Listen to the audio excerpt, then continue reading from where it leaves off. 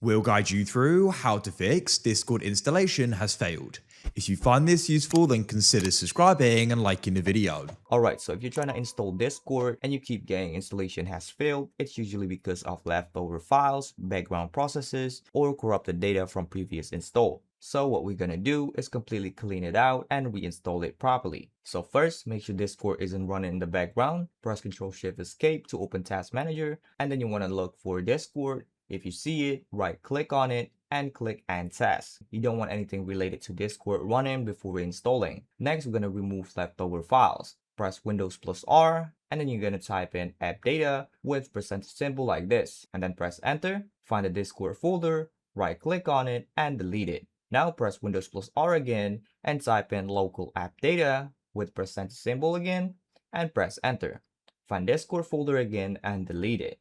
These folders are usually what cause the install to fail. Alright, before reinstalling, restart your computer. This will clear any locked files or background processes that might still be interfering. Now open up your browser and go to the official Discord website. Download the latest version of Discord. Make sure you download it from the official website, not anywhere else. Once it's downloaded, go to your downloads folder, right click the Discord installer, click run as administrator, and go ahead and install it. And that's it. If you find this useful, then please consider subscribing and liking the video.